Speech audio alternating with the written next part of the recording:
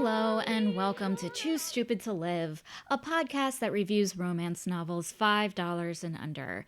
I'm your host, Becky Feldman, and I hope you are ready to blast off in more ways than one because we have got a supernova of an episode today. That's right, we are headed to the final frontier. And I don't just mean space. I mean the final frontier of studs, where the rocket you're riding is an intergalactic dreamboat.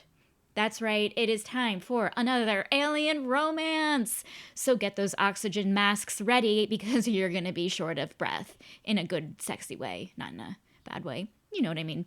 Anyway, today's book is Stolen by Starlight by Sara Ivy Hill, which is currently $4.99. And to make today's episode even more out of this world, I have two hilarious and thoughtful guests today.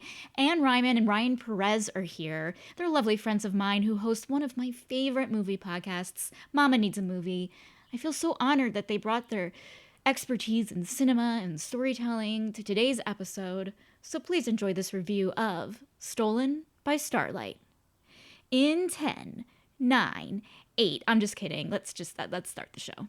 Ryan, Anne, Mama Needs a Movie. Welcome to Too Stupid to Live. Hello, thank you so much for having us on Too Stupid to Live. I mean, Ryan, it's great to have you back. Anne, this is your first time. It is my first time. I'm a virgin. Yeah. Yeah. I was listening to another episode where you were talking about like being over the idea of losing your virginity or giving it up, and I totally agree with that take of like it's not a great look to be I'm parting with the best part of myself or something. 100%. Creeps me out. So it's creepy. Already on board. Well, I'm so glad you're on board. Ryan, how does it feel to be back? How has your life changed for the better since you first were on? Oh God, I don't think anything's really changed for the better. But the book, this book is. I mean, I'm glad I survived whatever it is for 4 years, however how long it's been, 5 years, to talk about another book. I'm glad I lived another day to speak about Stolen by Starlight. I feel like this is quite different. Do you want to sing Stella by Starlight? Do you want to sing the title? I know, that's all. Every single time I look at it, I'm like, Stella by Starlight. I think it's a Stella. Do people know that song, Stella by Starlight? I don't know that song. Oh, it's a pretty song. Okay.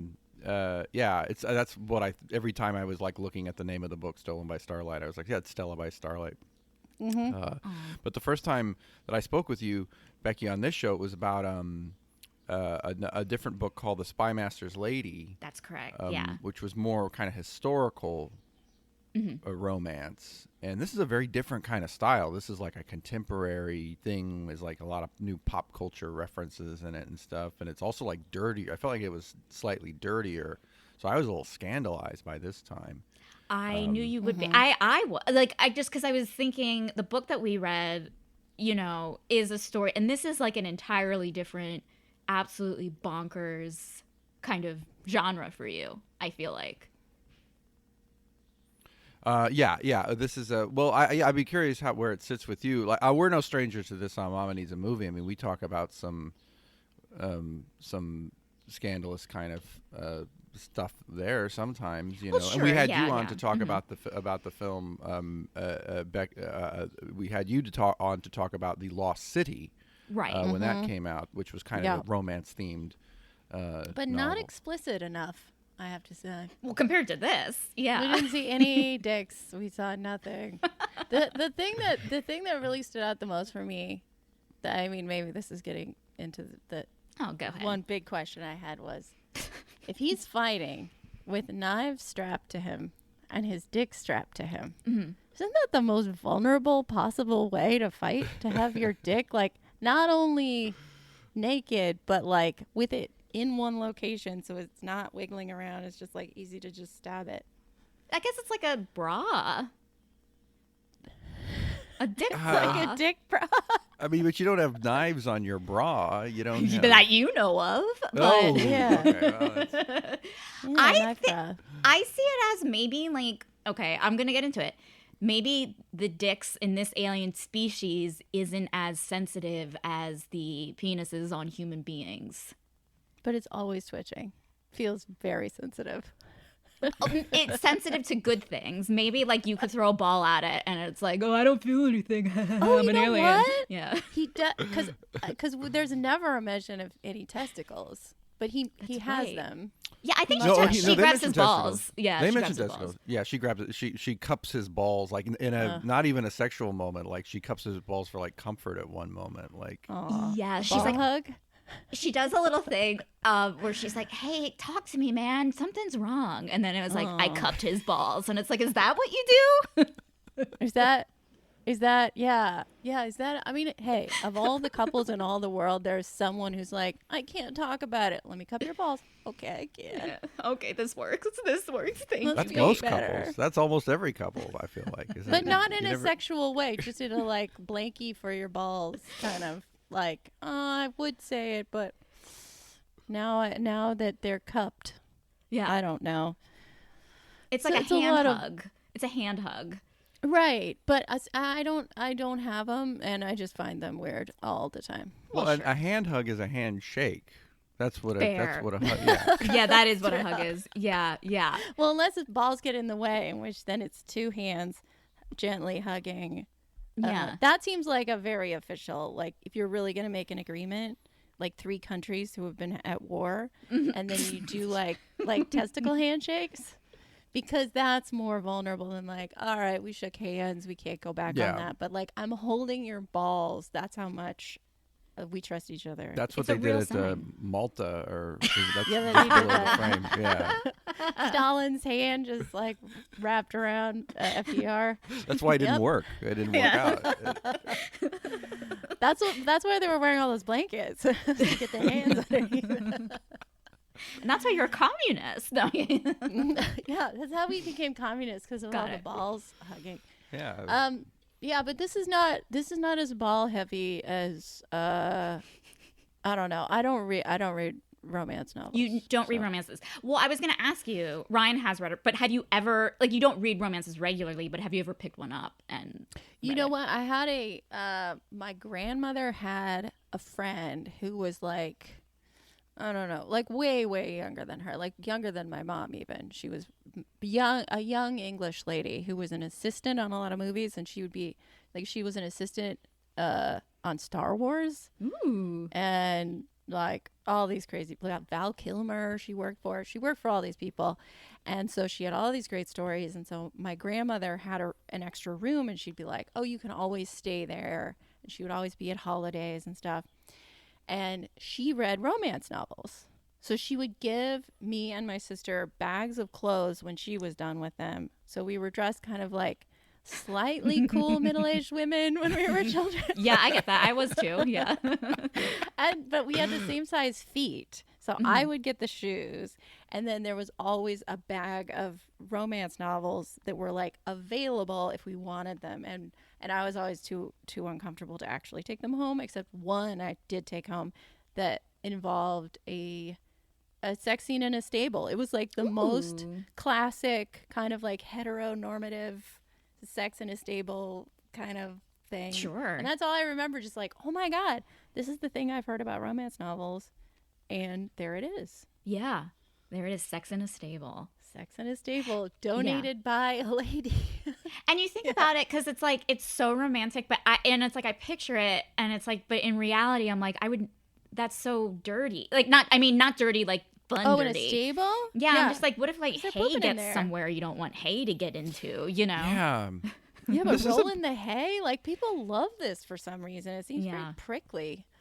It's Very. such a weird thing, because you think, I mean, you hear in romance movies, and especially in any kind of pornography, this becomes a thing of, okay, well, where's the setting of the thing? And I feel like most people, if you talk to them, they're just like, I just like having sex in a clean bed. Like I don't want anything other. Don't put me in water. Don't put me in on ice. Don't put me in in any whatever, in dirt, like anything. And then, but somehow this enters our imaginations, that it's like we have to go, Ice. yeah, Ouch. or whatever, like Yeah. the craziest settings in the world. On a That- motorcycle while it's riding. Like, that's so dangerous. yeah. Oh my God. But that is going to be in that Austin Butler movie, isn't it? Oh, that'll be a bike riders moment. Come on, get on the bike. Have you Where seen the he's- trailer for the bike No, riders, Becky? I haven't, but riding- now I want to. Oh, you got to see the trailer for the bike riders. Like she's straddling him while he's straddling the bike. And then, what's her name? Comer? The Jodie Comer from Jodie Comer. Okay. Hey, watch Eve your mouth. lady. Yeah. And she's having sex with him, and then her hair's blowing into his face, and they crash. Oh my god. That's going to be a big day on Mama Needs a Movie when the bike riders comes I am out because so excited. it's a movie for of that. many Yeah. accents. It's a I'm movie very of many excited thick, for None this of app. them very are thick good. accents. None of them are. They're probably as realistic as Lothan's accent would be. Like, whatever that accent is, that's the equivalent that those guys are gonna do. So they're just doing like your kind of generic alien accent, which for me in my head is always what's his face from Game of Thrones, Jason Momoa. Like that's Yeah. how I picture. Like if it's like any alien romance that I read, they're just that guy. Like I can't, and I need to expand my imagination a bit, but I can't not. Yeah, but if that does it for you, then that's the perfect voice. Yeah, it's not that it like does. It's not like for me, fantasy wise, it just makes sense in my brain for the story of like in that kind of story is like it is kind of like, oh, here's someone who's like the exact opposite. He's like this caveman alien, even though he's like they're far evolved. Oh yeah. And yeah. they just always talk like Jason Momoa. Like I don't know. Well, I Yeah. do think that there's like something between like Eastern European and aliens that's like it's a connection that was made a long time ago, probably because of like sci-fi coming of age in the Cold War. Yes, Like yeah. TV sci-fi coming of age in the Cold War, and that kind of either you're English or you're kind of like faintly Soviet. Yeah, yeah. It's almost like Tarzan in a way. Yeah, that's another one. It's like, oh yeah, we just accept. And I guess Game of Thrones is kind of like vaguely Eastern Europe-y, right? The They're not accents? just all British on Game of Thrones? They are, but some of them like the more like the people from the outside the tower or the wall or whatever. I read this Lothan's voice the whole time as like you are my queen. Come back to my castle, and Yes. and we show the Frelics are going to get it. Like because I think You mean like an arcade voice? kind of like an arcade voice because the two things that I had in my head was this book kind of reminds me of John Carter of Mars, Okay. which is I think because he it's doesn't jump. Frathics, because that. Well, yeah, but that whole book is like the whole villain in that is the Tharks, and so in this book they're talking a lot about Frathics and things, and I was like, okay, it's similar thing, and then also I just saw Madam Web. And in Madam Web, there's like a character who's been entirely dubbed, and he talks just like that. And it's like, Madam Web is going to get us with her powers, and so every line just kind of had that. If we don't get her before she gets us, she will use her supernatural powers to get us. We must use the Triforce to stop her, or whatever. So, It still doesn't make any sense, but yeah, go ahead. yeah. Well, So that like was when- Lothan's yeah. voice for me. Because I've listened to these books before. Like this is a very like the book we're reading, very very common trope. Like it's a very huge thing. Just the archetype, the trope, all of it. So I've listened to a lot of these books as well. Because I enjoy listening to audiobooks. And I think like what the male narrator does, they do a similar kind of voice when they're like doing the dialogue of the aliens. Like no one's ever like, like, oh, no one's like no alien sounds like Frasier. You know what I mean? But they do sound like Niles. It's weird. Yeah. Weird. Niles, they do. No, yeah. Like they're always like that. Like, kind of like I thought when I read it that it reminded me a little bit of Flash Gordon, although I haven't seen Flash Gordon in 20 years, but yeah. Yeah, but I kept thinking of Game of Thrones because there's a lot of sort of like, oh, we have multiple families who Yes. are trying to go after the same crown. But more than that, reminded me of Sexy Succession. Yes. Because you got a shitty dad who makes a will and is like, hey, by the way, I'm going to leave this so vague and confusing but you're not going to know what's going on. Yeah, there's a manipulation there. Well, let me just read it. Okay, let me just get into it. We are reading Stella by Starlight. Just kidding, Stolen by Starlight. Stella by Starlight. There it is. Yeah. It is book 1 in the Warrior Kings of Alioth by Sara Ivy Hill, currently $4.99. You may say that Ada went from princess of the child's birthday party to queen of the impossible. Abducted from Earth by an alien species called the Frathics, Ada wants nothing more than to save every one of her fellow captives, including her sister. And when she learns she's the fated mate of King Lothan of the planet of Era, she then stands for every one of us, every man, every woman, every human who wishes their lives could be an intergalactic fairy tale, an epic romance that even the Brothers Grimm would say, that's kind of weird, but I like it. Great description. I was like, the whole time I was like, I'm looking at these words, but I'm not pronouncing them fully. So it's good to hear those. The whole time I was like, Ada. Ada is like a name for a kid who is under 10 or 100 years old. Yeah, feels right. like a very weird young woman. She was a very weird young woman, I will say. She's a weird young. She's a little bit strange. Yeah. Yeah, but it's like, how old do you think she's supposed to be? 28? I just assumed 23. I always assume 23 with alien abduction. Yeah. You finished college. You're totally ready to be abducted. Mm-hmm. Yeah, there's like something about like the fertile uterus of, I don't even know what that means. Yeah, she's fully grown. It's really cool. Really grown. You're not only of age, you're out of college, you know. And look, maybe you didn't have the best college experience, you know, and so this now is spring you're break ready. forever Now it's in time. space. Exactly. Yeah. Yeah, This is and adulthood. And it's like you haven't really set down your roots as a 23-year-old yet because you just graduated. So it's like, what an easy, like, that's an easy abduction. You think it's harder to abduct someone who owns a home? Absolutely. Okay. Absolutely. Yeah, they got to get past the gate. Talk to the HOA. I love the fact that she was. Wait, she's called Ada in real life, right? On planet Earth. Yes, on planet Earth. Yeah. And they call her a different name. They call her Alara. Alara. Okay. So Ada and Alara. But I guess Alara is means like spirit wife. It doesn't mean. It's like you are an Alara, right? Yeah, like you're my. I thought it was like queen. Like it was like the Ira. I keep calling the planet Iran. Yeah, like Iran. It's the Iranian term. Ira. Yeah, like I think it's like that's what they call. I don't know. It was very confusing. Like there really wasn't like which you know what, for me, fine. I don't care. Yeah, like get back to the giant penis. Exactly. Get back to his color. Yeah. But I love color so much. Love it so much.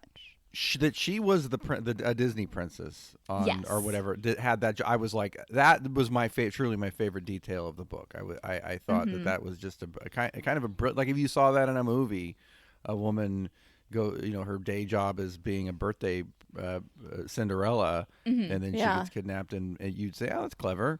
Like, and then she becomes a real. The Yeah. only thing about that part of it, I was like, the way that it's written, the way that it's constructed. I have an MFA. Sure. The way that it's constructed. We got that Iowa Writers I'll Workshop over here. Okay, let's just rub it in. It felt a little bit like, you know, I see where you're trying to go with this. It was funny because it's like she's abducted, which even in UCB terms is probably the first unusual thing. And then it's like, oh, but also her job was a princess, and it feels like, what? We're not starting in the midst of her doing that.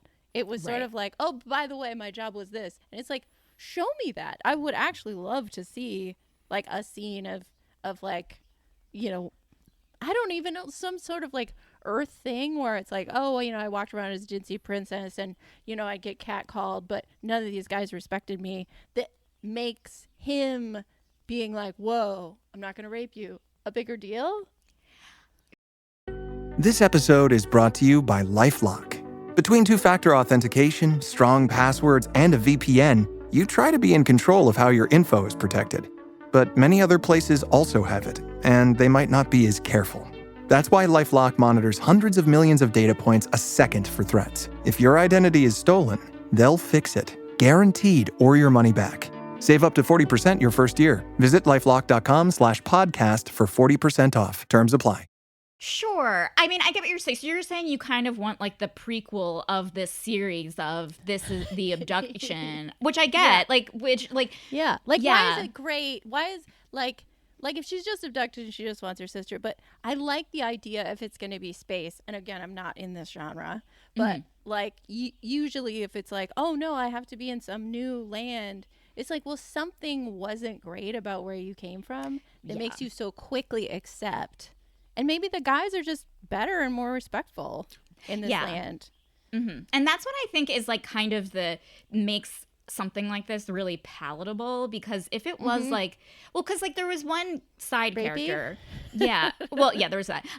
There's always but there's like one of the abductees is a mom and a wife, and like that was the first time I ever saw a character like that in a book, because there is something very like mama needs a movie level stressful of abducting abducting someone with connections to Earth. So it's like, how do we make this, because first of all, I'm just gonna say it now and forever, abduction is not a good thing, like in general. What? Yeah, you're anti-abduction. You can't say that these days, Becky. You're gonna get in trouble. I know. Okay. Yeah, with all these new laws in Texas about abduction.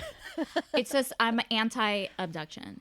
But listen, it's a bad thing. And so I feel like with these books, if you kind of like play the truth of what an abduction is, it's like, well, that would be miserable to read. Do you know what I mean? Right. Yeah. I'm scared. I don't know where to go to the bathroom. Ugh. Yeah. Yeah.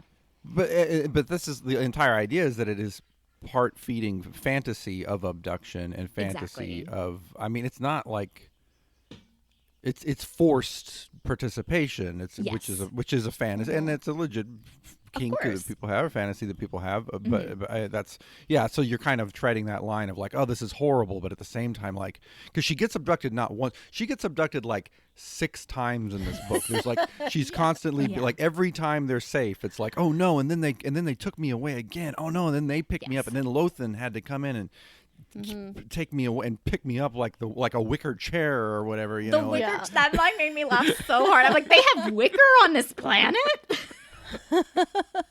Well, it is kind of like, I think to me it's more like a rescue fantasy than an abduction fantasy. Sure. Because she's abducted initially by the bad guys, who are like they use like kitchen cleaner to clean the women, which is horrifying. That like a gross image. But then they're very lightly treading on like, yeah, these women are being taken away. Like, but we don't, that's not the sexy part, which I appreciated. No, me too. And it's like they make that part seem like, because like she, when she's saved for like the first time, she's like, all of those women that I was abducted with, they're my sisters. I mean, one of them, braided my hair. The other one taught me to twerk. And I'm like, this sounds fun. This sounds like camp. Sounds great. It honestly sounds more fun than my life. Well, they get so excited about Lothan. They're like, girl, get it. Like, it's very kind of like, okay, you seem oddly untraumatized by what seems like constant rape, probably, but that's what maybe not. Yeah, and I think like that's what these books need, because if it was going to be like we're fully traumatized, why would I like? Why would you watch that? Exactly. Yeah. Yeah. I thought it didn't make you think a little bit about that SNL sketch with the lady who gets abducted and they don't want anything to do with her. It absolutely did. Like, let me just poke your balls. Yeah, it's okay, Ryan. You don't have to like it. Gosling, we love when Gosling hosts and cracks up. Oh my goodness! Wait, was it your podcast I was listening to about Ryan? You were saying Ryan Gosling is like he's kind of fully evolved as a person and isn't. Was it you saying this, or was it yesterday? You were talking about Ryan Gosling on your last podcast, and like. Really? Probably. I think we probably were. Okay. Yeah, about anyway. about how he's changed. I think I have I think on the last episode we were talking about how or I was Dev talking Patel about versus Dev Patel yeah. is Ryan Gosling more than he is Keanu Reeves. Like okay, that's got more it. His career path. That's I think. yes. Mm-hmm. I think Gosling has become. I think he's become a bit of a pep rally performer, which is a really that's like about the worst Ryan, insult I how? can give. But Wow. people don't seem to think this. They seem to think that he's the most hilarious man ever put on earth. But Are you saying he's Taylor Swift for men? he is? He's Taylor Swift. Yeah, he's not just for men though. No. Suddenly, me saying abduction is bad is not that bad compared to this. Compared to saying faintly negative things about the Ryan Gosling, an American treasure. He's very, even very though good he's from actor, but Canada? I'm like, he's just like he did it again on SNL where he's like, I'm gonna put on the Ken sweater and stuff, and everyone screams. I'm just like, this is not entertaining to me. I'm too old for this to be, an entertaining. I think you've thing. been too old since you were born. Yeah, probably. But the thing about the abduction stuff in this is that I found the Lena thing, her sister, because she's and for most of the book, she says she's like, but my sister. She's like, I can't get. She's like, I can't get wet. My sister's missing. Yeah, which I And don't love thinking about those two things in the same sentence. But I get it. Like, talk about, because I have this kind of feeling with my own siblings sometimes when something's really bad going on bad with them or something. It's like it's hard to focus. It's hard to that's like kind of like this mama thing we're talking about, where it's like it's kind of hard to, if your kid's in trouble or something, you're not gonna want to go off and do a romance or whatever. So I get that. And so what I thought was that the book was gonna be, first of all, I thought her sister was way younger than she was. So Right. They're like, my sister. And then she says, when I was 12 and she was 10. And I'm like, your sister's 2 years younger than you? Like, this is not even that big of a spread. She can like, take care of herself. She can kind of take care of Yes, but herself. she had been taking care of her because they're amazing, incredible, totally present, totally fun mom, who was a single mom, by the way, who was great anyway. She died when she was 12. So it's like she's been the mom. This whole book has like a very pervasive kind of like, men are awful, all of them. Moms are great. And except for Lothan, who's cool. But dads are bad guys in this story. All the dads are bad guys. Yes. Yeah. His dad, her dad. Yeah. That's all Bad daddy. Yeah. Well, to your point, Ryan, I think there's this thing, like, as someone who I am almost 40, I'm a younger sister, but I feel like my brother will always be like, I gotta protect Becky, even though, like, I'm an adult. Do you know what I mean? Like, I think that's like a thing, Yeah. like. Well, how much older is your brother? He's 2.5 years older. Oh, it's the okay. So same- maybe that is. Yeah. Maybe that is. Yeah. I don't know. Maybe. I don't know. Yeah, I guess maybe it just gets ingrained in you as a little kid. If you see a little baby, if you're a slightly older baby and you see a younger baby, maybe you're like, I have to protect that baby for the rest of my life. But Yeah. the age difference was, and then I also thought what I thought the book was going to be was Lena's missing. And God, I really want to fuck this alien, but I can't fuck this. I can't get into this. I can't relax until we find Lena. And I thought they were going to find Lena like halfway through the book or near the end of the book. Same. And then She was like, gonna finally I give can in. relax. Yeah. And let's do it and have fun. But like she just like fucks him like a bunch. And it's like, oh yeah, Lena. And every time she's like, and then I felt bad because Lena's still missing. I have no idea where she is. I kind of loved it. Every time I came so hard, I thought about my sister. Okay. It's like she had the most mind-blowing, like, spiritual, like, sexual thing, and then it's like, yeah, but Lena. And it's so weird to me because I think, like, as humans, I could be wrong. Actually, I could be 100% wrong. I'm just going to speak on behalf of myself for a second. But for fun sex, we want to be in the right state of mind, I think. It's more about our brain space than, like, our body space. So when your sister's missing, you're obviously not in the right mindset to, like, be having. But for some reason in this book, it's fine, And so it's like, I had to, like, separate myself a little bit from that. Because, yeah, I guess as someone who's like, I want everything where they should be before I have fun, if a sister was missing, I'd be a nightmare. Yeah. No, I think of it more from the perspective of, like, if my kid was missing, I was reading this book in bed and my daughter was asleep, like snoozing away, wearing a whole lot of jewelry to bed.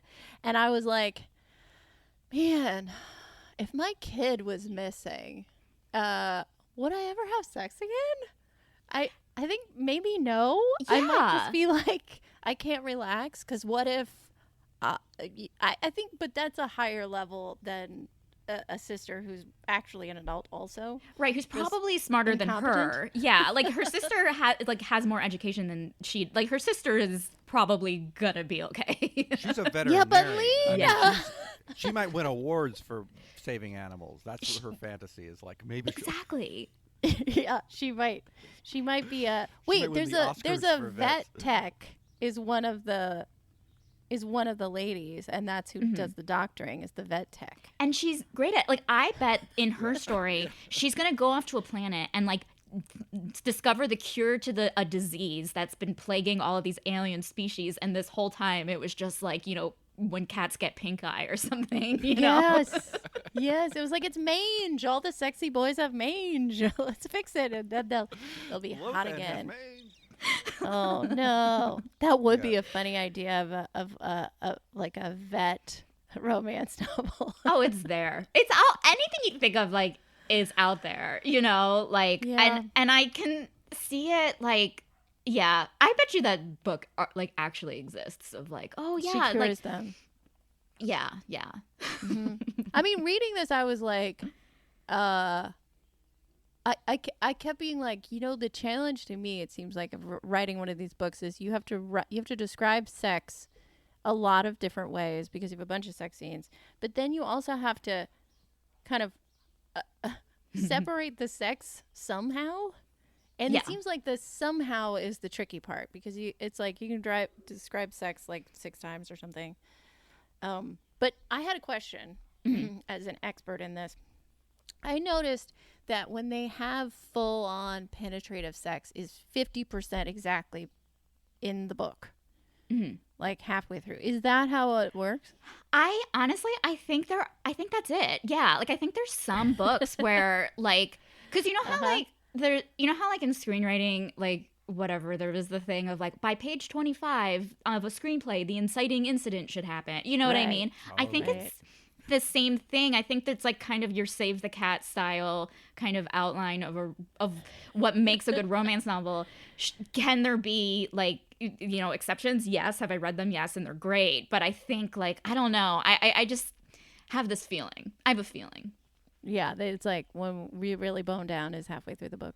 Okay. Yeah. You're 'cause- gonna yeah. have some encounter that's a little bit more teasy, like not yes, but not fully, and then. But he fully. bites her. I'm like, ugh. They're into that in space. They Pointy like that little in space. teeth. Pointy teeth. Oh my goodness. How did you feel about this pointy? Like, how did you feel about the alien species in general? Like, just reading sex between humans and aliens. Like, I were you like guys the- freaked out?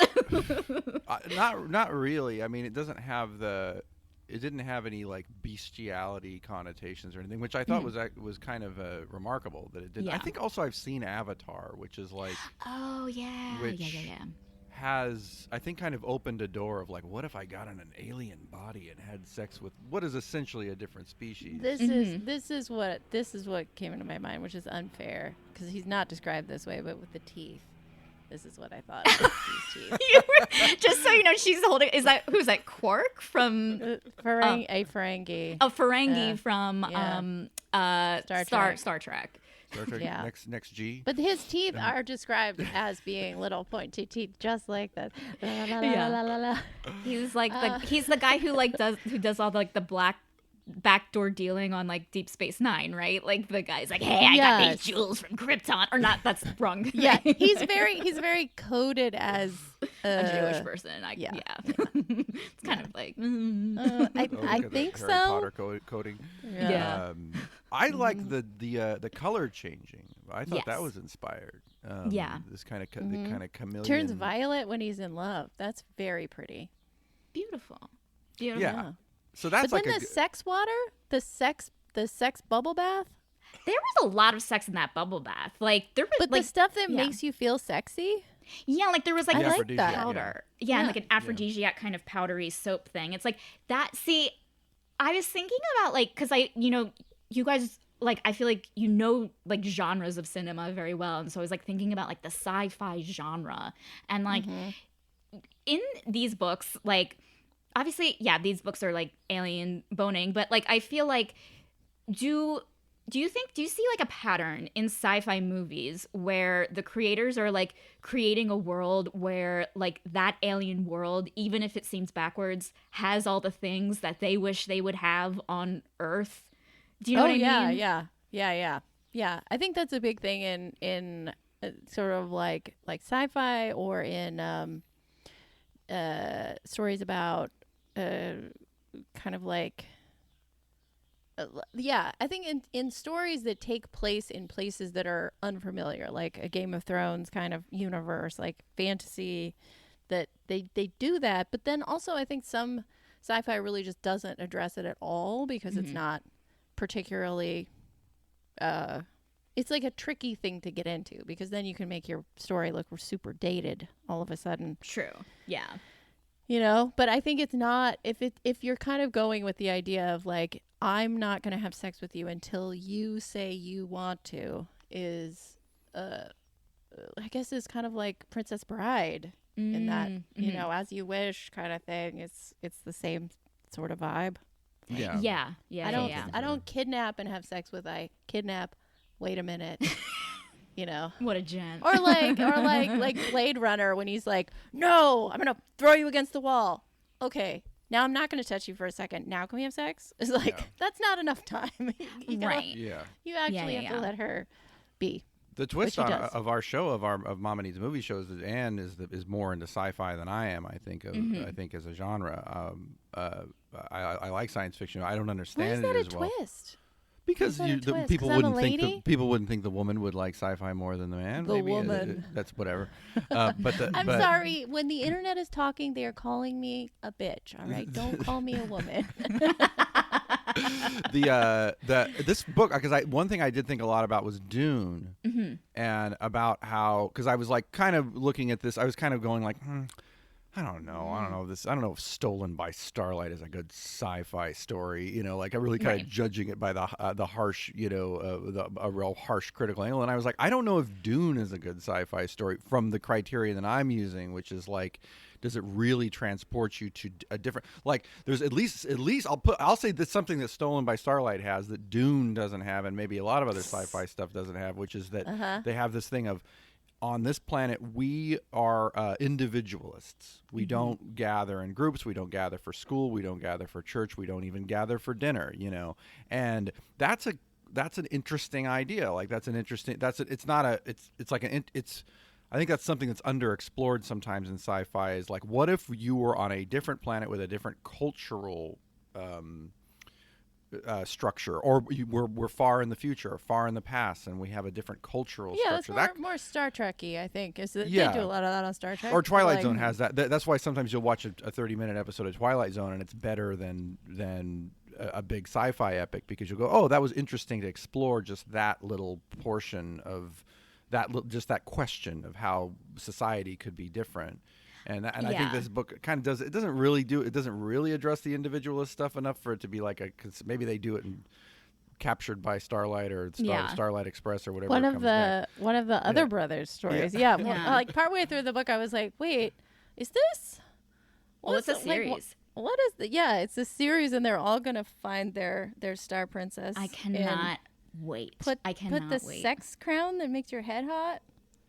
Oh. Well, that's different. You know, or maybe it's real. But actually, Ryan, to your point, like what you mentioned about like society and culture and like these differences, I will say you see it a lot more in interspecies romance and erotica, because there is because you know, let's say courtship on Earth is like what we do is based on our society, based on how we were raised, you know, based on like these kind of, you know, things that we're taught, right? So when they go to a foreign planet and they're dealing with courtship, and you need plot-wise, you know, to deal with like different, obstacles, well, you got to make their society different. So then, you know, you kind of see kind of different forms of society amongst aliens, amongst any sort of monster romance. Like their rules of society are different, right? And I think that's what I find so intriguing, besides the weird sex. I find it so intriguing to just see these cultures and have it be like questioned. Because like like I grew up, we always had family dinner together. That was always a rule, you know. And then it, you know, knowing someone who didn't have that, and it's like, oh, that's so weird. Like, how do you connect, you know? And it's like, oh, they connected with sparring, you know. It's so interesting to me. And the sex. Right.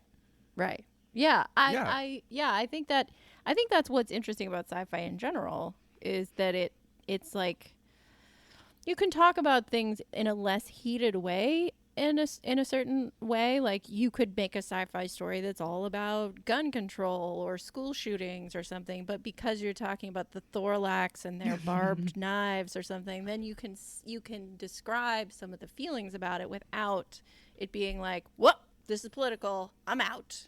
Yeah. And probably even in romance novel context, I would guess, is like you can get at all sorts of things where it's like, okay, blah, blah, blah, blah, blah, but I'm sort of hearing what you're saying. Now I want the sex part. Right. Yeah.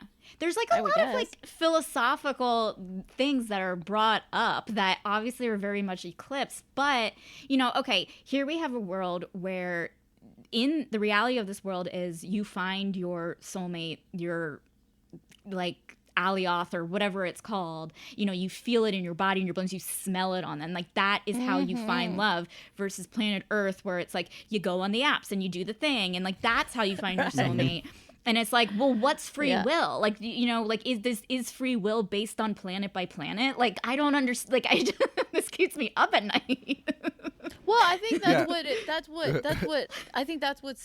what it seems like the pleasurable part of it is like if you were in a universe where it's like, oh, it's that person, and then you had complete clarity about it, that would be nice instead of like, well, he's got some good points, but also he's got some bad points, and my friend says blah blah blah. But if you're living in a situation like this, then you would never. The only conflict seems to be that you're lying about how that's your soulmate. Yeah, or to just get something. Yeah.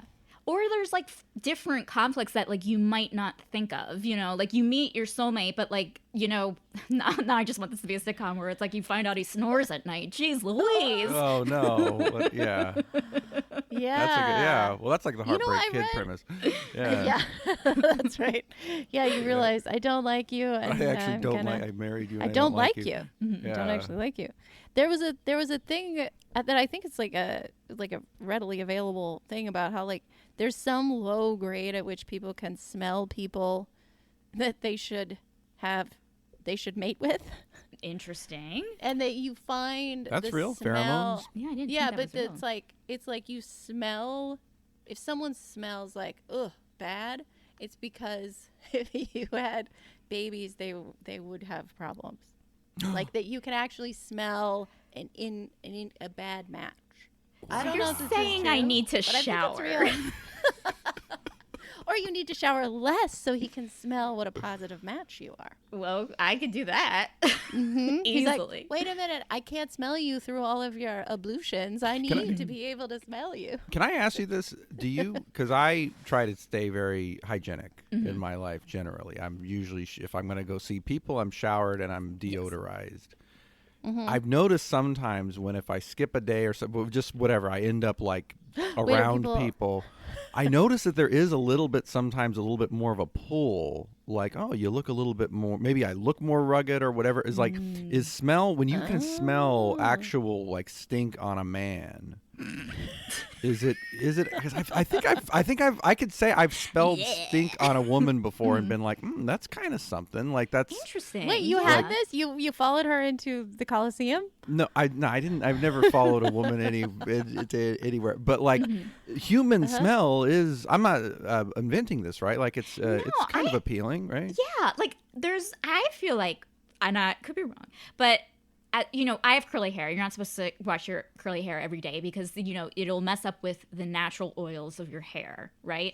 So when you don't shower, you don't wash your hair, even though you might not feel the most clean, your body is kind of like getting back to your balance of like your natural oils, I suppose. So maybe it's that, you know, of like, oh, are these like, is Big Soap telling us that we're unclean? No, I don't know. But like, I mean, kind of, right? Yeah, Saying, like, yeah. I mean, I think that with like, I remember being a little kid and seeing douche commercials And thank God, I think that's mostly past. But the notion that you need, it's like the outside of your body is insufficient. Now you need to be cleaning up in there. Is like, well, do you though? Lothan would hate it. He would hate it. He wants that. And He wants that smell. Yeah. Yeah. You'd be like, I can't smell her. She's lost. I'm blind. Which that would be nice though. Like just I would love to have like a really good sense of smell like that. Yeah. I know, but in dating it would be so great. Where you can smell genetic deformity. Yeah. Oh, you got the BRCA gene. Yeah. Yep. Exactly. Or it's like, oh, or you just like knew like, oh, they don't like the same movies as me. Through smell, I'm gonna go. No, I know to watch movies with this person or something. Yeah. You just can like figure it out. Oh, it would really simplify it. It really would. There was one part in this book that really like stuck in my head because I found it so I was like, you didn't come up with a sci-fi thing for this. Is it she's like, this is before they actually have full penetrative sex, and he's like, she says, oh, you know, he had to strap his dick back into its like dick rubber band or whatever. Bra, yeah, his dick bra. and it says there's a glistening drop of pre-cum, and I was like, what? Oh, yeah. What? I was like, what? That should have a special, like, magic space name. That happens that's in human books too. Yeah, but I'm like, you have a name for everything else, but you, like, pre-something. You think pre-cum should have had cum should have had a different title in this book, I think. Well, everything should have had a different title. Yeah. I mean, conceivably. If he's describing it, he could have been Because he's like yeah. Oh, go ahead. Well, yeah, he is. He's describing things. But she's describing that, and I was like, oh, man, there should be I don't know. It just felt like a missed opportunity to come up with, like, the waves of Endor or something. Pre-cum is is not a sexy word. Like, I think there's a hyphen in pre-cum, and so when you read it, and I'm sure this is not the only romance novel that it's in, like, anything with a hyphen is like, oh yes, the pre-cum. Yeah. Yes. Oh, this is, wow, I can't wait to see a man's pre-cum. Like, It's weird that like they have different names for God and stuff and humans on these planets, but like all around it's still clitoris, it's still dick, it's still balls. You know what I mean? And pre-cum. That's universal. Yeah. On the altar of Ilithor, my balls were I was erect and my balls were about to pre-cum. Yeah, like he doesn't even get her name right, but clit, that's right. Yeah, it's like, oh, and you know to abbreviate it, and you know where it is. I love the description of how easy it is, too. He's just like, oh, yeah, and then I started rubbing it, and I noticed from her face that she liked that, so I did more, and I'm like, Yeah. You know, aliens can do it. Aliens. Oh, my God, if an alien can do it, I can't get a man to do it. Oh, God. How do you know the conversations I have with my girlfriends daily? Well, I read a book where Lothan could do it. I can't even get Neil to do it. Neil. How do you know the conversations I have with my husband? Well, because he didn't retract his claws is the thing. That was a good little comment. It's like, yeah, you got to trim your claws. Like he retracts his claws, which is very polite behavior. I agree. And then, and then your toenails. Yeah. But if he's 7 feet tall and his We love dick, that. We love that she's right? like 5 I barely feet made it 7 to feet. his nipples. It's like He's I'm a full 2 feet shorter than I'm him. so tiny. Yeah. I feel like I could be assaulted at any moment. But if he's actually 7 feet tall and his dick is enormous, how does it fully fit in her body? Do we just accept this?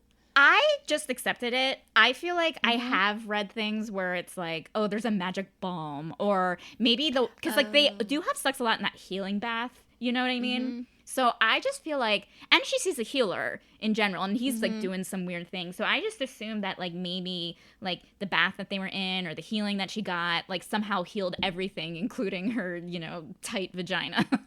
Oh, it's like a Zolly. It's like the zoom in, the pushing in, where it's like maybe you're zooming in and pulling. It's exactly like a Zolly. It's like extending it. Yes. Yeah, it's like when like you take hormones for one thing, but then your hair's nicer. Like maybe it's like that or something. I don't know. Yeah, it's like Yeah. some doorway is unlocked. I But I think was this like, there works. is a Like, dead end, right? I think there's a generally- uterus in there.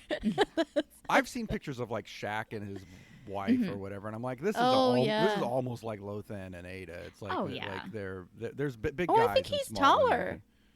He's Yeah. more than 7 feet. Yeah, Right. Yeah, you I can, should just ask Shaq.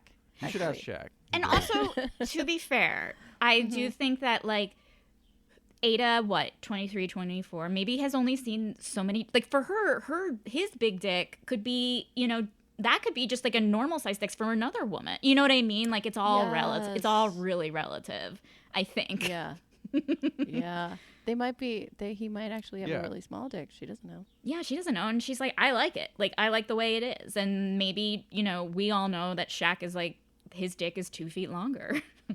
Yeah. Well, that's kind of like that's the thing is like you Yeah. need to you have your own perfect match. There's no right or wrong. That's the to other it. thing when you're in such a foreign. This book kind of reminded me.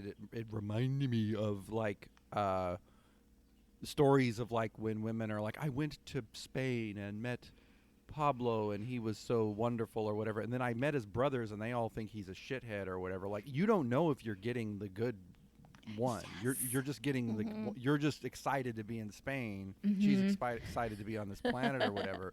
But like, this guy might be a fucking loser for all you know. And You got to read the other books. You got to read Yeah, the other books to find out Yeah. is he really the coolest one? Just because I think he's it kind the of oldest. captured that well. Like, Yeah. that thing, like, are you cool? I don't know. But I think he's Kendall Roy. I think he's the oldest boy, and he thinks he gets the kingdom.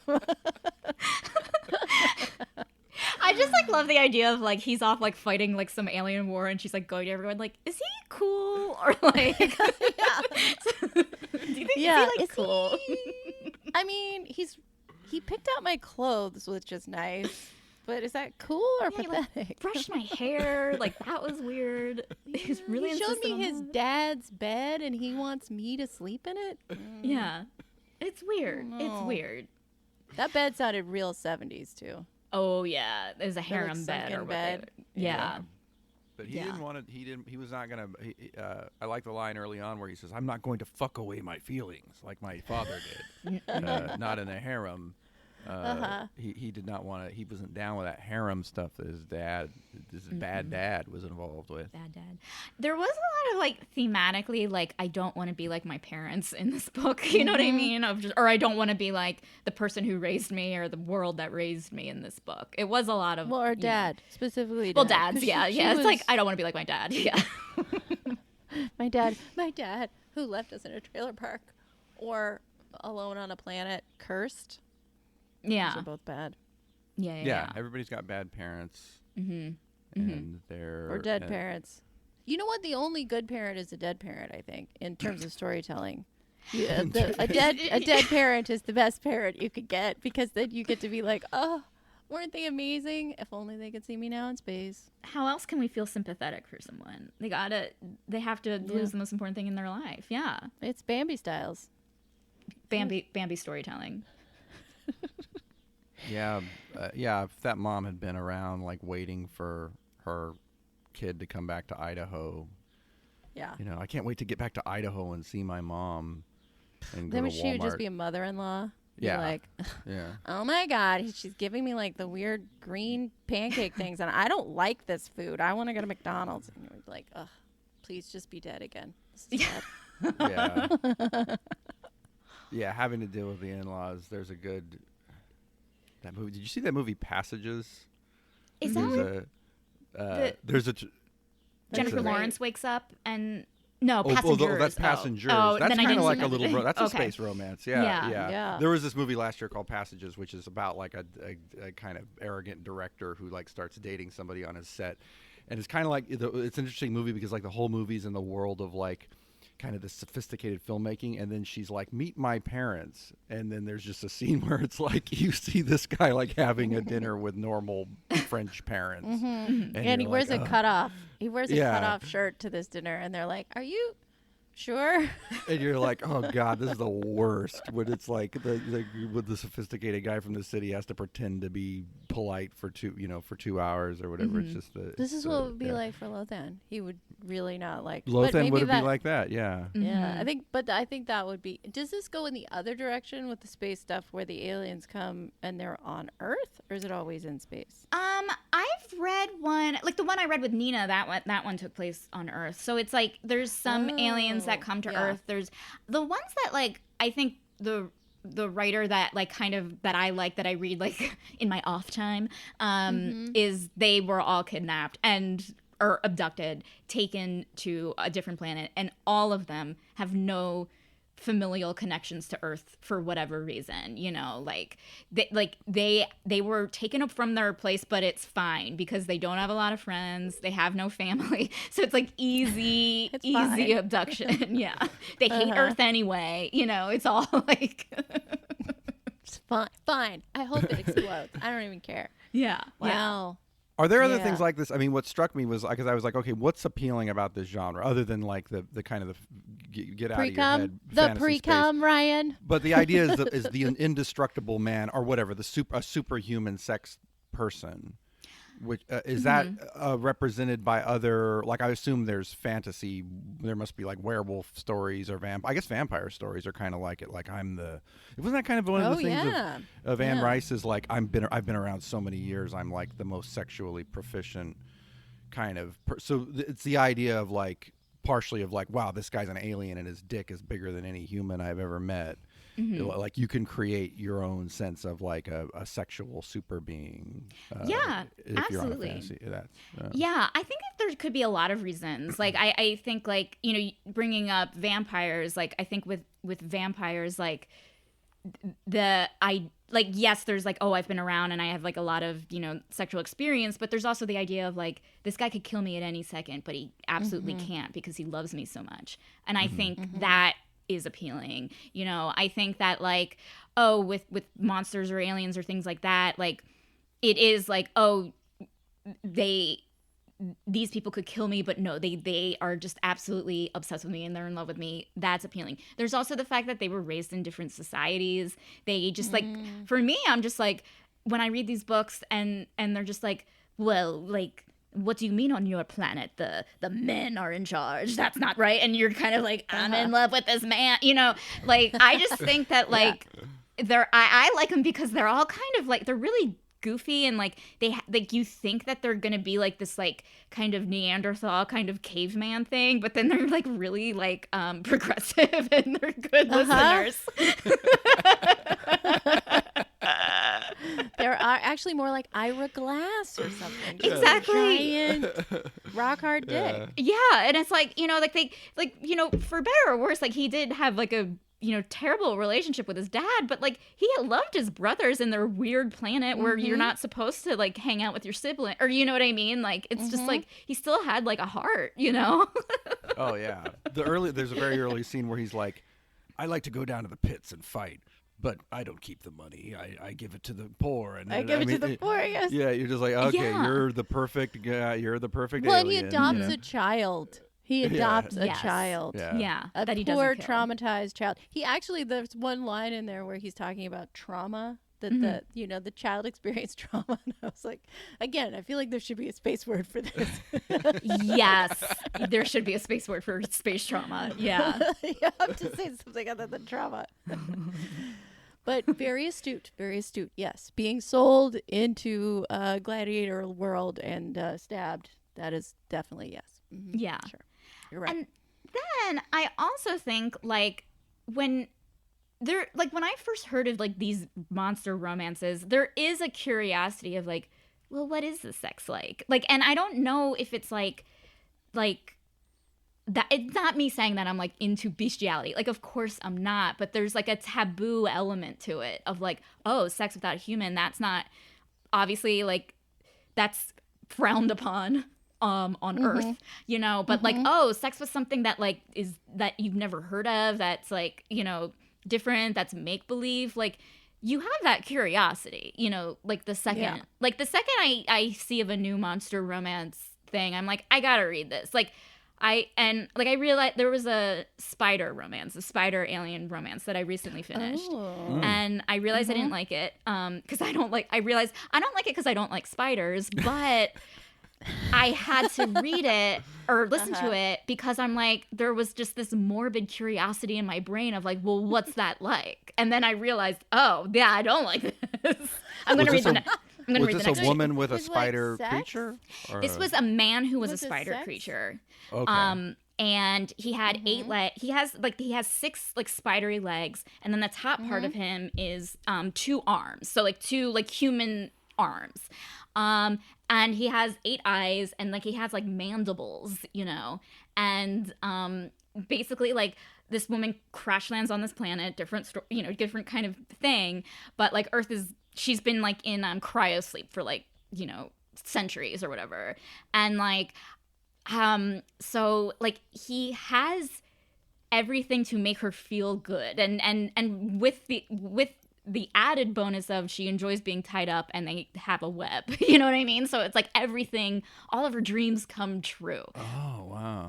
But they described him, the guy's like, he like chittered over here, and I'm like, oh god, I hate that when it's in my apartment. Why would I like that in my fantasy? How does this end? Oh my god, where do you think that? I mean, that my only brain goes to like, how does one get to a point of wanting bug sex fantasies? It's out there. Like, I think it's just I think it's like there's a curiosity, you know, Oh, and maybe like that tingly like maybe it's like a fear, like the way people are scared of spiders and the way that people are into kind of like bondage and stuff. I could see like that confusion in your brain of like scary and there's a cross section, I think, between being scared and being turned on that like I think people enjoy maybe looking into. You know what I mean? Like just like in this orc romance that I read, you know, the woman was very, very much turned on by being scared. So the orc had to scare her, you know, and they obviously do it in a very consensual way, you know. right, But it like and just not jumping out from behind the door and saying boo. yeah, like that kind of stuff. Yeah. Obviously, it's not something you should do in this world in reality. It works when it's this, but it's just like, you know, you're kind of, I think the appeal of it is that you're kind of reading something that like that would be so insanely taboo and inappropriate in if it were to happen in real life. But it's okay because it's a book and it's consensual and, you know, yeah. Yeah, that's the whole point. I mean, you don't want to read a freaking book about a married couple having missionary sex. It's not, you know, the There are a I mean, lot I of do. those books. I would like to those read are that. just regular. Those are regular novels. Just like they're just like talking about, oh, you're gonna take the kids to school. Okay, great. Yeah. Did you do the dishes? The end. Yes. I So mounted you want to him. have the worst sex. He penetrated me. He impregnated me, and we had several children. The end. Yeah. I don't really remember much, and then It was great. fine. It's It fine. was adequate. I'm happy. Listen, I have a place to sleep. Yeah.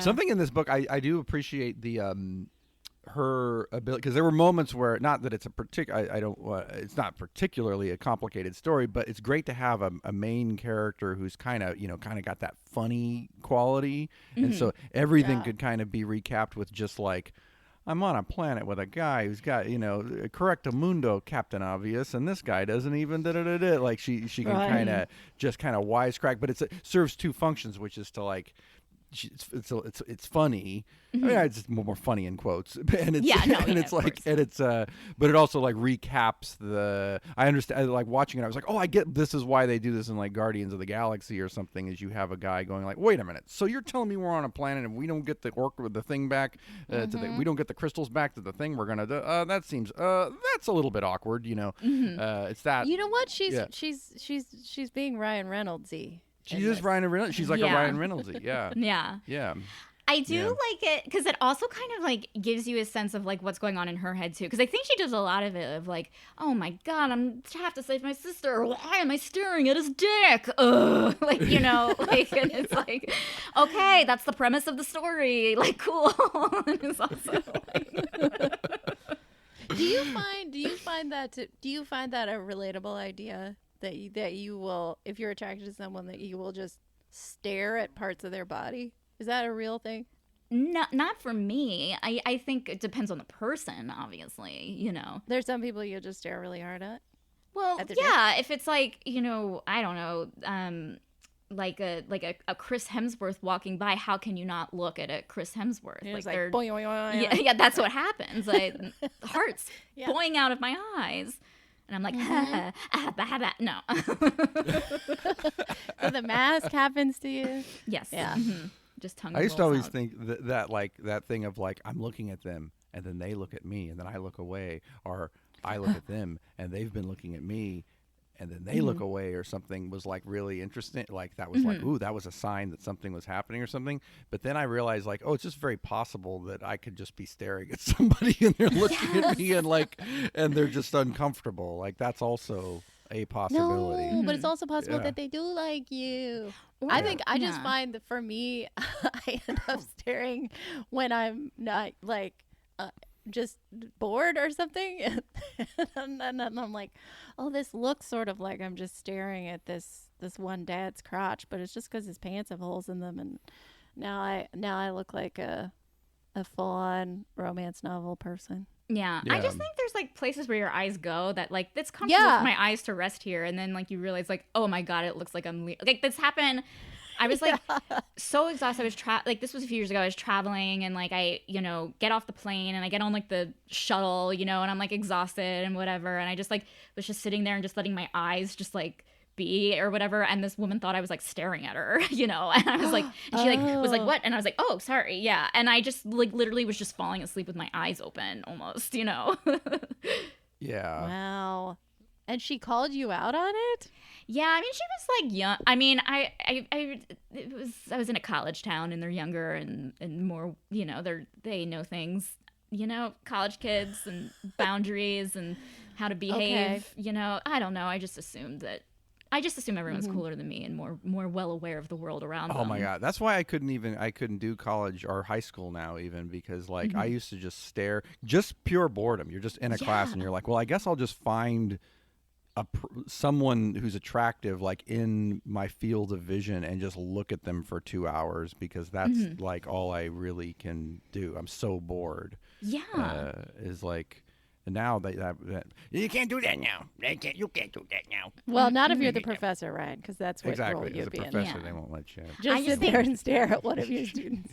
I think the world around us just needs to be more interesting, personally, you know. Well, I think we need to go to another planet where the rules are different and we can Yeah. reassess, because she's able to reevaluate some of the things that she wants, and so is he, because Yeah. they're coming from I think this is also, this alien romance thing is sort of an endorsement of, you know, date someone from another country, because you're going to have maybe an interesting friction about like, oh, it's for us to decide what we agree on, where if you're both from Indiana, you might not do that. Yeah. Yeah. Or yeah, absolutely. Yeah, and like I said, like That's the message? his- Or is his- it? Building bridges. his bullshit is not, it might be bullshit, but it's not the same thing you're used. It's not disappointing in the same ways you've been disappointed. Right. Like it'll be Right. something else where you go like, this guy's too macho, you know, or whatever, or, you know, not, or instead of whatever, if you've had. So yeah, like it's same, different stuff. Sometimes different problems are great. You know. Yeah. It's always like whatever you think you need to solve your problems, it's always the thing that causes the most problems, but then it's ultimately the thing that fixes your problems in a way. If that makes any sense at all. That made no sense. I lied. Oh, okay. No, that Right, makes like sense. the things that are challenges for you become like you can actually resolve them with the right person, maybe. Yeah. Because, like, I think in the end, you know, she's like, oh, I'm this nobody. I have to save, you know, whatever. And although this does, I think, like, the last quarter of the book is there's so much going on. And you're like, what? Did they end up together or not? Like, it was just, like, blowing by. But, like, when I was, like, kind of looking at it yesterday, like, she does do this thing where, like, she thinks she's like this powerless children's birthday party princess. But then in the end, when she's like the queen, she does do like diplomatic shit, you know, with like the spider planet and negotiating the thing. Like she ends up like, it was like really empowering. And I feel like, you know, if I had my druthers, like I think the author could like play it in that world a little more of like, oh, she's actually like a really good politician. Yeah. Yeah. She does She's it. a real Madeleine Albright. Exactly. She is. Well, maybe that's where it goes. Maybe she becomes like a real diplomat. That section of the book, I do have to say, I might have just been wanting more pornographic, you know, sections, but I was like, this is a lot of diplomacy, intrigue, the battle between the brothers, the battle between, there's a couple, I feel like there's multiple races of people they got to try to get from one, just to get like from the pod to over here, there's a negotiation and everything. And it's a long stretch. It's like 100 Well, they pages. don't even get her. They don't even get the sister. Yeah. Yeah. They don't They're find like, her. we're going to get her, though. Dun, dun, dun. But that's why I said it's like Succession, because it's a lot of like people talking in rooms and fighting about power. Yeah, I will say like there is that, like it was like first season of Succession or like the first episode of Game of Thrones or something, you know, like there is so much like world building and like the stuff that we've talked about within this past hour, we barely scratched the surface of the society of like space. You know what I mean? Like there's so many other things like going on. Like he has his like thing with his brother, you know, who's like the space priest who wants to be whatever. But I think his romance is going to be with the sister, it seems like. That's kind of what they set it up. Like he's going to go find Lena and like he'll be the one who falls in love with her. Oh, maybe. yeah. Maybe, yeah, I but don't that's know. why she's not a child, yes. So that she can be one of, because they are definitely going to rule this planet together. Oh, or 100%. a different planet, because they each have their own planet, except for the two that don't, so they have to be priests. Wait, are you talking about the brother that saves, is it Lilo? Or, yeah, like Lilo and Stitch? Lilo who saves Stitch. Yes. Yes. Then they go surfing. That planet? Yeah, Leela from Futurama. Yeah. Yes. Yeah. Closer to Futurama than it is Lilo and Stitch. Uh-huh. Yeah. Yeah. So I mean, they're gonna find Lena. Yeah. We all know they're Yeah. gonna find Lena. She's not gonna be dead. They're gonna find Lena. She's going to be sexy. That was one thing in the very beginning of the book where it's like, you know, I was always referred to as sort of sturdy, but I've lost 10 pounds since I've been in captivity. And I was like, are you kidding me with this? This is not a weight loss technique. No. That's why those things brush over me, because I'm just like, hey, ladies, you want to lose weight? Get abducted by aliens. Like, you know, like it's just so stupid. I love it. I mean, I feel like that has been proposed as like you get kidnapped and then we just don't let you eat anything for a while. Like a celebrity workout plan before the Oscars is just like, we'll kidnap you, take you to a basement, you can watch all the TV you want, and we won't feed you. Yeah, and it's it's so much easier than Ozempic. Oh my God. I have a little theory. I have an Ozempic Oh, and Pete theory. Davidson is there to keep you company. Pete Davidson. You want to play video games? I have a theory that Ozempic might. It's kind of like apparently it's like bad for you, but like I kind of have this Not theory. if you're diabetic. It's good for you not if you're like legit. If you're legit Yeah. obese, overweight, or whatever, and you take it. But like if you're, for a lot of people, the reaction's not good. But it does seem like maybe the first of what are to be a slew of weight loss drugs. Like I have a feeling weight is now because it's going to be. Weight loss is going to be accessible to most people. It's going to stop being a criterion for beauty to some degree. There'll be a thing of just like, well, anybody can do Ozempic. It's now we're now doing a new thing. It's now about how tall you are or whatever, or how Oh shit. You well, mean it's still how tall you are? maybe shorter will be better. Who knows? Oh, like shit. it'll be some. I gotta stay short. What if I grow? Oh no! Well, you know, people are saying because of Timothée Chalamet and Barry Keoghan, we like short guys now. So this Baby is short guys, the yeah. time to be not tall, I guess. Yeah, but I think it's such an interesting point because, like, you know, we need society needs some sort of rule to make people feel bad about themselves, you know? Like, what's next? Like, okay, weight we've taken care of. Like, is it hair color? Is it whatever? I don't know. Yeah, you need some. Yeah. I mean, it's essentially to sell something. Like Yeah. Well, let's we've just been go able back to sell. to the classic. Just go back to race. Make it all about race. That's a good idea, honestly. Make America great again. Just make you feel bad because of your skin color. That works.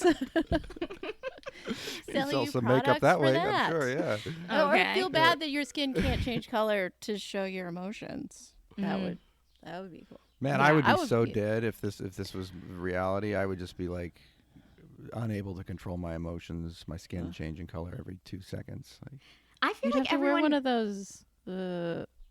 What's that thing where you cover? It's like a full body, stretchy outfit.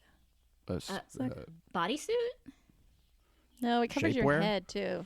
Anyway, yes, you'd have to do that. You'd have to cover your whole head. I'd have to wear a gimp outfit. Yeah, which would not be the thing people noticed about you. And Yeah. of course.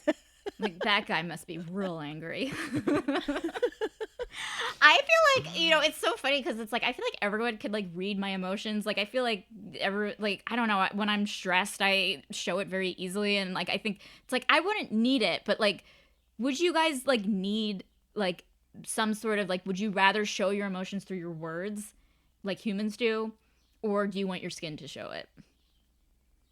Words or skin? Yeah. Yeah. I mean, I think I'd rather words than just getting blotchy. Yeah. Yeah, I think I would do terribly if people could tell that I'm more nervous than I am or more whatever. I think it would only affect my life terribly to have my emotions more shown than they are. But I'm also very conservative with that. Like I try to keep my emotions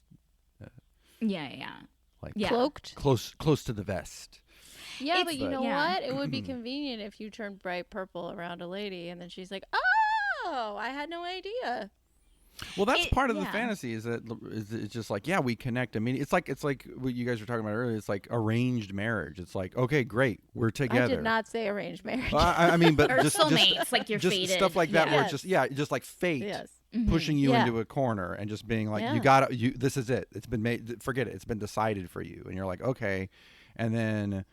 You either live with that or you don't, or something comes along and shakes that up and you're like, oh, that's the real thing or whatever, but sometimes like all this, like it's paralyzation of choice. It's like if you get on an app and there's 900 guys on there and you don't know who any of these guys are and you're trying to figure out what works for me and what could work long term and that's like, and how is a human being supposed to process that? Yeah. Someone said Well- this is your husband, you'd be like, okay. Yeah. Like, that's just the rules of this world. Like they could be missing something like gravity or something that we have to follow, maybe, I don't know. Yeah.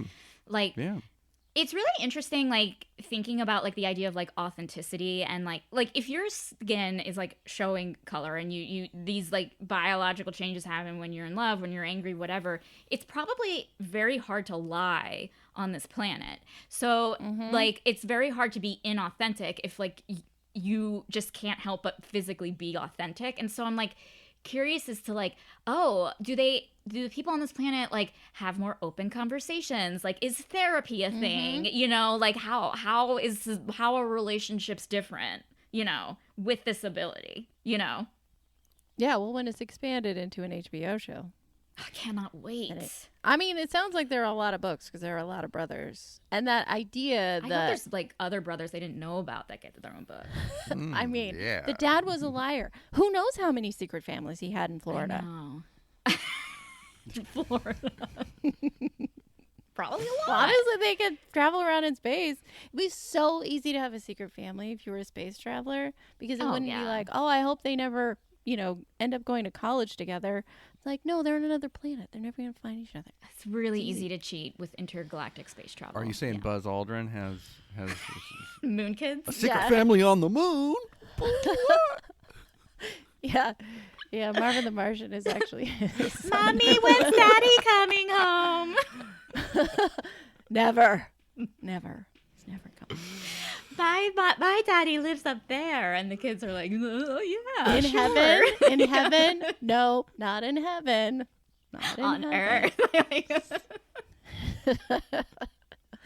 Okay. Yeah.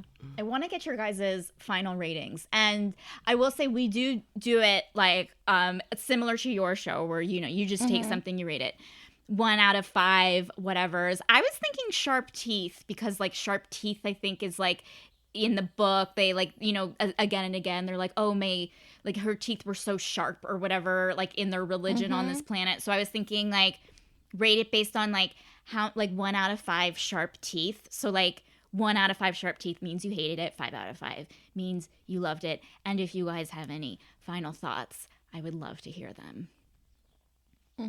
Okay, so 5 out of 5 is the best. Yeah. One Five out tooth of is 5, bad. yeah. 5 teeth We're having is to good. recalibrate because we do 4. We do out of 4. Oh, No you one do does out of 4. 4 anymore. And Yeah. so now Nobody yeah. does it out of 4, and then I think they Yeah. think they're giving it a good, bad, something rating. F- We don't yeah, have so to do 5. that. Yeah. 5. We We should can- really switch yeah. to 5. 5's the letterbox one. Everyone is on a 5-star system. Yeah, now, I mean, and we're on a sometimes 5. like for Hanukkah books, I'll do 8, because of 8. Like I'll mix Oh, up the yeah. numbers depending. So if we wanted to, we could say 7 or 5. Or well, there's 5 planets though. That's the thing. That's We why should do 5. We should do 5. we should Yeah, do yeah, 5, yeah. yeah. What Yeah. about Ramadan sex books? Because then it'd be like 30. Sure. Good luck with Like a that. whole- Yeah. I don't think that's. I'm Wait. sure that's a genre though. Oh Sure it yeah, is. it's a genre, but I think you would need just mathematically. Don't you need to like round down to the lowest common denominator for your star rating, for the ratings? Right. I mean, just in terms of like the equivalent of Hanukkah with 8, it's like more days. Right. So Fair. you would have Yes. more. Yeah. I see. Anyway. I see what you're saying. Yeah. Anyway, I'm learning a lot from elementary school. Good job, Anne. The one with the MFA and Okay, so in terms of, yes. I don't have glasses on, but I should put them on and then tilt them down to judge this. You know what? I found it the emphasis, I thought, since it's been very, very long time since I read a romance novel, the emphasis placed on female pleasure is nice. I read just the very beginning of 50 Shades of Grey, and I was like, this is intolerably stupid and female dominating, which is all not my favorite. And I think I appreciated kind of like the joke of like he can figure out how to please a woman basically immediately. yeah, intergalactically. Yeah. Yeah, he's just like, he's not dumb. He can figure it out. I found all the intrigue stuff in sort of the second half of the book. I was like, oh, geez. Like the first half of the book was more successful to me than the second half of the book. It was sort of like, there's only so many ways I can say sex, so here's some intrigue. So I guess for a guy with, he had a strap on, I guess you could say. Yeah, strapped down. But it, He's yeah, strapped it down, was like yeah. it was like a strap onto his leg, but it was his penis. Yeah, I thought it was pretty sexy. I didn't really like the teeth biting stuff. Yeah, it's not your thing. That's okay. Yeah. I don't know. I guess I would give it three teeths. 3 teeths. That's a good Yeah, rating. I was entertained. I was like, oh yeah, you know. I think one element of it that I didn't really talk about is having low stakes material to consume is something that I really enjoy. Sometimes when I'm like, oh, the world's should I have brought a child into this world, blah blah, blah. And it's like Right. this doesn't. It's like, oh, I could see how romance novels would be a place for that. Absolutely. Yeah, I love this is the most high stakes story, or the most low stakes story, and the most high stakes environment. But yeah, I think that's like just stories like these are just like easy, escapism from your everyday Yeah, I get that part of it in a greater sense than just the sex way. In a kind of like, okay, how pleasured is she gonna be is the main problem, and not enough. never enough. I think I mostly agree with with your assessment of it. I think that this is a little bit. I kind of only just have it to compare to the other one that that I read for this show. This one's a little bit like a new breed of like my clit buzzed kind of thing, where I'm like, oh, okay, right, this is like a new, which is fine. That's how the people talk or whatever. And it's also, I think maybe honestly honestly, my issue with this is the same. It's like my review of Dune, basically, which is like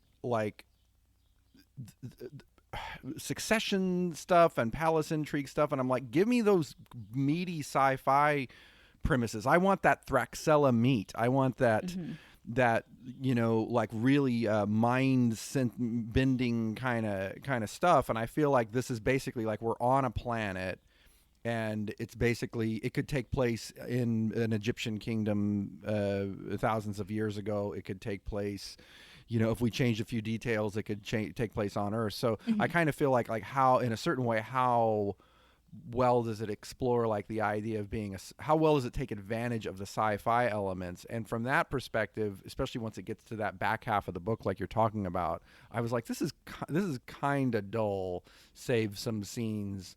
I think the one thing I'll say is Ada is like a really, I actually really love that character. I love the princess part of it. I like all her corny pop culture references and everything. I was like, I get this. I kind of like this woman. Like, she's just like a regular woman who's got her funny references and everything. And so I really like that character. I think Lothan's kind of a dud, much like I thought the guy in the other book was a dud. Yeah. But like she's got the humor and everything, and she's got the and I honestly, I cried at the dead mom stuff. I do tend to cry at that kind of stuff. And so like, I'll give this. I'm going to give it like a 2.5. I'm going to give it a 2.5. The 2.5? You cried. You have to give it at least 3. I just thought it was getting dull at the end. I just at a certain point I was racing to just get to like, okay, what's going to happen to Lena or whatever. And I also don't like things that leave on such a cliffhanger. I'm like, give me something to go out on here. It's like, I understand you want to make a series, but like these things have to stand up on the strength of their own ending or whatever. And I didn't really think that this one did. It was too eager to get you to sign up for the next, which you take more pleasure and move through it a little bit more. Don't just come to an ending, which is not even a romance novel thing. That's sometimes in spy novels or whatever, where it's like, and then cliffhanger, and then now, okay, I understand you want me to buy another book, but you're cheating by essentially ending on a cliffhanger. What are you saying, like misery logic, where she's like, that's what does she say? It's like it's a cheat that Misery dies. Oh well, he said he. Yeah, she says he didn't get out of the cockadoodie car, or she says she didn't get out of the car or something when she was going to racing towards the cliff or whatever. I mean, she's talking about specifically a cheat of like, you killed her and then brought her back to life. Right. Yeah. But but that's sort of the opposite. The flip of that is like making it concrete and then being like, never mind. We'll just he was fine. Yeah, I just didn't like. The thing I'm comparing it to is Dune, where I watched like the first movie and I'm like, this is not a good ending for a movie, sir. Like, it's not like end your movie correctly and then maybe I'll want to go see the second movie. And I understand it's Becky, half the book, but Ryan is mad about Dune. You didn't find the right half. But I actually think you make a good point. Like, I feel like this book was like way too much exposition on the world, and then it also at the same time had to be an abduction story, which needs exposition, an intergalactic story, which needs exposition. And it's like, I think you could have paced it better. Like, maybe we didn't need to know about the brothers until the next book, or you know what I mean? Or, maybe we don't need to know about the Succession thing. Like, just like, I feel like it could have been paced better. I see what you're saying. Yeah, it was like it felt like it was correctly spread out about the first half of the book, and then it was like a big ball of information, and not enough boning in the second half of the book. Agreed. Yeah. There is one line. I just want to point out one line. Of course. This is completely unintentional, but on 297, or I think it's 297 of the Kindle version I read. Yeah. She says his words come in pants. Meaning that his words come in between panting breaths. Oh, but just read as he comes in his pants.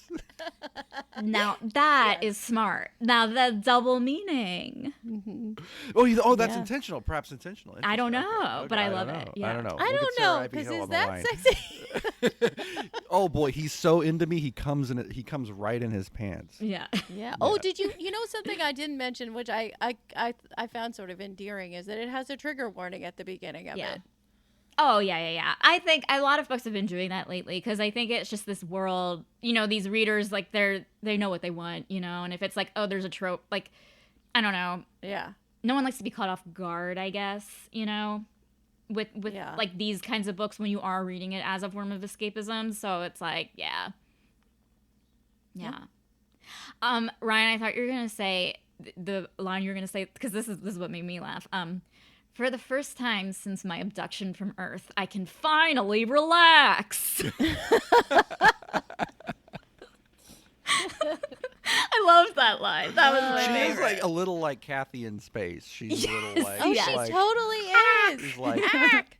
Who's feeding my cat? He doesn't understand he's just trying to read my hand gestures like a caveman. That's like every date I've ever had on Earth. Yeah. It was, and I loved it. I loved that. Like, that's the only time when I'll appreciate that kind of thing is like when they're abducted in space. Oh yeah, that it was Tough almost crowd. Everyone's abducted. to me. Yeah. It's almost. I mean, I would almost up my rating if it was a little bit funnier because it is almost like a comedy of just like a woman, just this woman gets like taken the most normie woman gets taken to space is like another title, an alternate title for this book, Normie in Space. Absolutely. Yeah. Like, I mean, I think if we could do Crocodile Dundee as a movie, we can definitely do Cathy in Space. Cathy in Space is like sold in the room. Yeah. Definitely sold in the room. I think we got something, you guys. You know Cathy? You know Space? Is that. My one that I saved was Eyes on the Prize, Space Slut. She says to herself. Because you asked for Space Slut. Eyes on the prize. She's Space calling slut. herself Space Slut and invoking the civil rights movement, which is great. Oh yeah, no, that's what she's referencing. Yeah. For sure. Yeah. I appreciate it because you specifically, like, are there books about space sluts? And I got very excited when she called herself a space slut. Well, that's why I highlighted that one, because I was like, finally nailed it. Yeah. Well, you guys, this was so much fun. Oh wait, do you rate? Oh, my rating. Oh my God. Yeah. I give it. Okay, so I'm giving it 4 out of 5 because upon like rereading it again, like I realized, like, I was like, there's a lot of good ideas in this book. The ideas are there. I just think pacing wise, I think the way that they're organized, like it was so front loaded, for this series in itself. So I'm like curious about like, oh, will the next book kind of take its breath a bit more? Would I enjoy the second book? I do want to see what happens to the priest brother. Maybe I'll just like skip to that book. I don't know. But I do think like it got the job done. It was so goofy. It was so silly. And I'm going to give it 4 out of 5. Wow. Space teeth. Wow. Sharp teeth. Sharp space teeth. Sharp teeth. Okay. Yeah. Yeah. That's fair. Yeah. I think also we're at a disadvantage of not being deep in the genre to know, I'm kind of like, I grade on, like, did this book do its job, and I was like, you know what, it really did, and I feel like I had to, like, realize that when I was, like, kind of just skimming back through it, like, to be like, oh, yeah, like, the things are there, like, there are things, it does do the things that I want interspecies erotica to do, which is make me think about the state of the earth, and it did. It made me think, and I just want... I want my space books with sex in them to give me like existential questioning and to keep me up at night, and it 100% did that. Wow, so thought-provoking material. All right. Yeah, all right. I need something to keep me up at night, and I don't want to think about real things, so I'll think about fake space things. No, but that's great. That's great, because then you think about the fake problems and then they seem solvable. Yeah. I totally agree with that. It's like what would I do if like where soulmates were from like an eye space station from above, and that's God, and it's like, well, what if God, and then I don't think about the real problems like climate change and shit like that, you know. Yeah, you're thinking about what if I go to a different planet and don't like the food? What if exactly? Yeah, exactly. Yes. Yeah. Mm-hmm. Well, you guys, this has been delightful. Please tell us where we can find your podcast, where we can find you, anything you want to plug. Yeah, so our podcast is called Mama Needs a Movie, where we talk about movies and kind of like terms of subjective criticism of movies, because parenthood changed my experience of watching movies, and I think too much film criticism is sort of like it's good, it's not good in this kind of like clinical way, as opposed to talking about it like a person. Yeah. So we have another podcast, which is a Patreon called Attention Must Be Paid, where we talk about little known, little seen movies that are awesome. And we just talked about the King, which is a Gael Garcia Bernal movie that has a bunch of very inappropriate sex in it, if anyone wants to check that out. And that's Attention Must Be Paid on Patreon. And then we have our Instagram account is Mama Needs a Movie Pod. And then we have X, what's Mama Pod on X? Yeah, that's Mama Pod on X, yeah.